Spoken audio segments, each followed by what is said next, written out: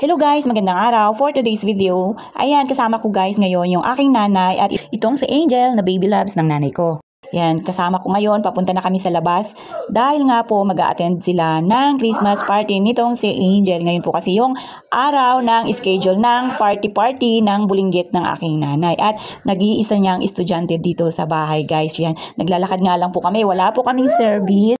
At isa pa, iyakang-yaka rin naman namin dahil malapit lang naman guys. Exercise na rin to sa amin dahil sakto naman at napakaaga pa naman po. Iilang di pa lang din, inandyan na po ang elementary school. Kaya napakaswerte ng mga bata na nandito banda sa amin kasi nga guys, paglabas mo sa kalsada, inandyan ka agad ang school. Hello guys.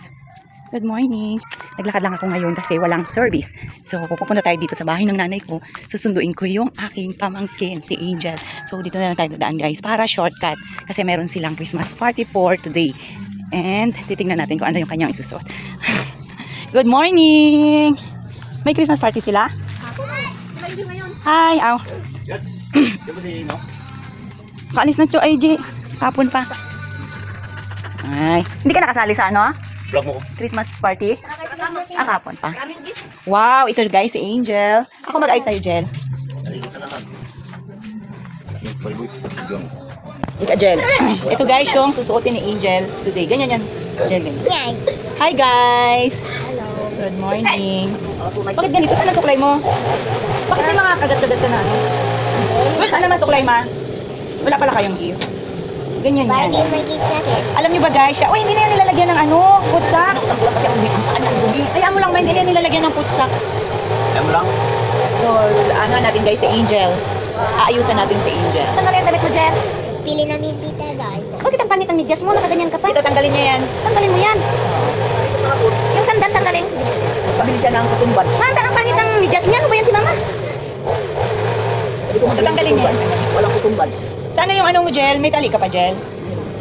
So, tatalian muna natin siya, guys. Yung high school pala ngayon, din. Oo. Kung inyong maririnig, guys, medyo maingay pa nga dito sa amin, dito sa may bahay ng nanay ko. Kasi yung kapitbahay namin, meron po ang nagchichenso or nagpuputol ng kahoy. At ito, kasama nga po pala namin yung kapatid ko na medyo lasing na rin maaga pa. Kaya, huwag nyo na lang pansinin, guys. Habang kami dito, bising-busy, siya ay bising-busy rin na mang-asar sa mga bata. Hay, ganyan talaga pagka mga lasing. Ano po, ganyan din ba sa inyo, guys? Nandito rin po pala yung aking sister-in-law guys na nanonood habang itong si Angel ay pinapaganda ko. At ito yung kapatid ko nga guys, panay ang pang-aasar dito kay Angel talaga naman. Kaya medyo nakasimangot dyan itong si Angel.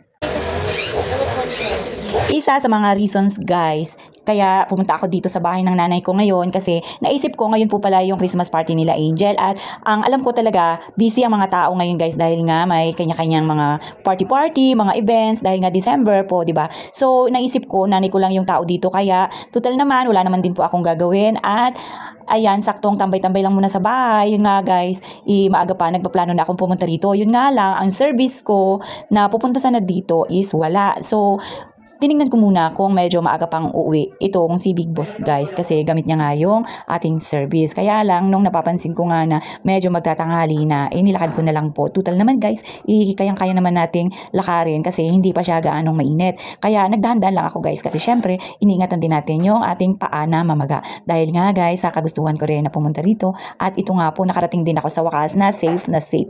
At ito pagdating ko nga po dito nakabihis na nga po itong si Angel kasi guys, malapit na rin pong mag 9 o'clock. Kaya ang sabi kasi ng nanay ko is 9 o'clock is aalis na sila dahil yun na po yung oras ng kanilang Christmas party. At yun nga po habang naglalakad ako kanina marami na rin po akong nakakasalubong na mga estudyante. Sakto rin po pala sabay rin sa high school ang kanilang party at elementary kaya ganoon siguro. At marami na rin po ako nakita na nagpupunta. Siguro yung mga nanggagaling pa po yun sa mga malalayo kaya maaga sila. At ito nga po si Angel guys, sakto naman pagdating ko nakaligo na siya at saktong ako na nga lang po nag-ayos ng kanyang buhok dahil ang nanay ko wala naman pong alam yan sa pag-ayos ng mga ganyan guys. At pagdating ko nga po ipinasuotan niya pa ng foot socks yung bulinggit itong si Angel kaya sabi ko hindi naman babagay sa kanyang tako kaya pinatanggal ko pa. Buti na nga lang talaga guys is pumunta ako at sakto naman din na nandito pa po pala dito yung aking sister-in-law na madalas po maaga yan siyang pumapasok. Yun nga po pala katatapos lang daw ng kanilang Christmas party kagabi kaya ngayon half day lang sila at pahinga. At sakto naman din po dahil nga sa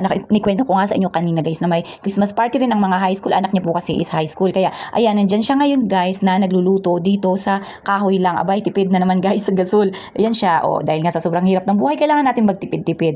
At itong aking nanay guys is busy-busy rin sa kanyang sarili pag-aasikaso. At nagpiprepare na nga guys dahil malapit na rin mag 9 o'clock. Sabi ko nga po sa nanay ko, ako nang bahala dito sa pagpapakain kay Angel. Dahil nga po dalawa lang rin sila dito at sa kanya talaga lahat guys ng pag-aasikaso. Ayan, pinag-ready niya lang po si Angel ng pagkain at ako na po ang bahala. Dahil nga guys, mahirap po talaga pakainin itong batang to kaya ganyan yung kanyang katawan, medyo payat siya. At ito nga po, may pabigay pa yung nanay ko sa akin, may karne pang pabigay guys. At ito guys, yan. Kung hindi mo kasi yan siya pagtsatsagaan na subuan, hindi niya yan mauubos ang kanyang pagkain. Abay, talagang batang maliit talaga. Ang gusto lang ilaro. So, ayan, pinaubos ko na muna ito sa kanya guys para kako, hindi siya Kainin muna natin itong batang to. pagdating dun sa school, hindi naman agad-agad nakakain. Kuha tayo ng karne. Yung palaro, malamang. Karne. Nandito ako ngayon guys sa bahay ng nanay ko. Nagpasyal-pasyal din pag may time. Oh. Kain ng kain para tumaba. Habang itong aking nanay guys, hindi pa rin tapos mag-asikaso ng kanyang sarili kasi nga marami pa siyang mga extracurricular na mga inaayos. At ayan nga po, konting lipstick lang. Sabi ko nga ibilisan na dahil malilate na po sila. At isasabay ko na sila guys sa paglabas ko. Tamang lakad na lang kami guys kasi nga sabi ko sa inyo wala po kaming service ngayon at ang aking kapatid na may service is lumabas na. At ito nga po yung may iwan ngayon dito. Ito yung aking pamangkin na yan, nag-iisa na lang siya dito kasi tapos na silang mag-Christmas party kahapon guys. Inantay ko na nga lang ito yung aking nanay at yan, binilinan ko na lang ito yung aking pamangkin na maiwan dito at bantayan ng bahay na baka umalis. At yan nga po guys, tingnan nyo, tinulungan ko na rin yung aking nanay sa kanyang mga bubuhatin at dadalhin dun sa school. Alam nyo naman, pagka tumatanda na guys, iyan, madali nang makaramdam ng mga pagod-pagod. At ayan, hanggang sa kalsada lang tayo guys kasi uuwi na rin ako. At baka tayo'y hinahanap na rin doon ng bulinggit. At ayun nga guys, kailangan nang mag-asikaso na rin. So paano ba yan? Kita-kits ulit!